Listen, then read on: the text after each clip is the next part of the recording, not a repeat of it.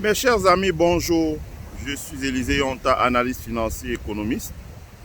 Je fais cette vidéo pour sensibiliser les filles et fils des Grassfields sur la nécessité de développer le tourisme afin de capter les devises étrangères pour pouvoir relancer le développement économique dans nos Grassfields.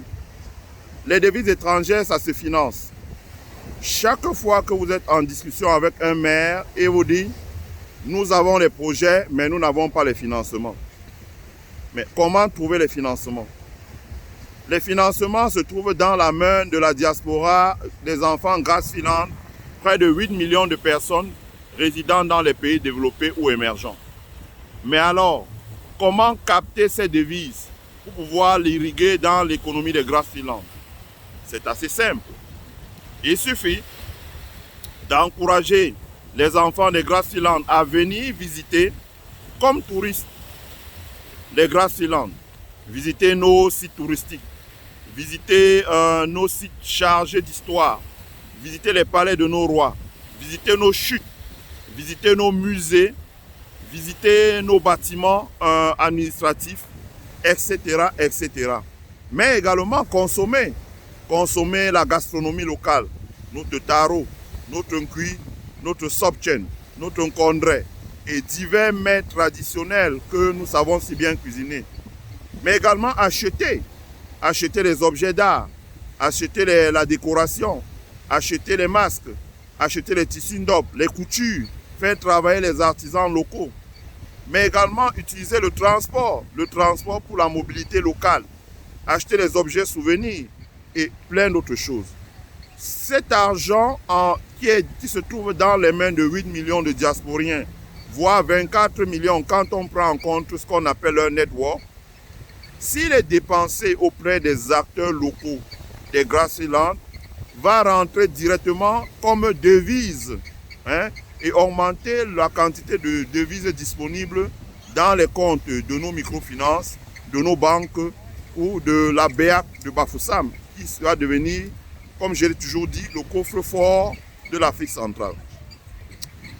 L'injection de ces devises peut être donc captée pour pouvoir financer les importations de matériel, de machines, d'outils, pour pouvoir produire. Produire ne veut pas dire construire nécessairement des grands ensembles industriels. La Chine l'a démontré, les pays d'Asie l'ont démontré, l'Indonésie et aujourd'hui le Vietnam le démontrent. Produire veut dire créer des petites unités, mais disposer d'un matériel industriel performant qui permet d'engranger ce qu'on appelle des gains de productivité. Ça veut dire produire vite, produire rapidement, produire à faible coût, parce qu'on a un outil neuf, performant, qui tombe très peu en panne, qui utilise très peu d'énergie et qui permet de réduire la pénibilité des travailleurs.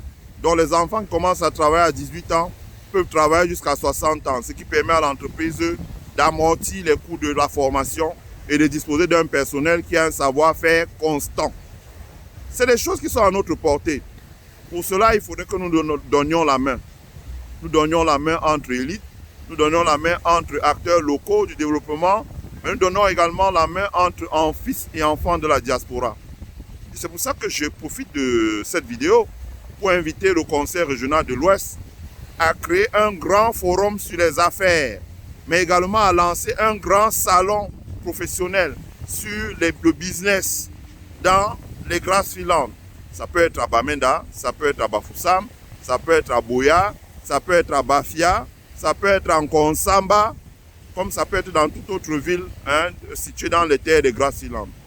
J'espère que chacun de nous partagera cette vidéo et sensibilisera le voisin afin que nous puissions amorcer le développement économique en captant les devises et en mettant les devises au service du développement de l'industrie, des services à haute valeur ajoutée pour irriguer l'économie locale. Je vous remercie. Bye.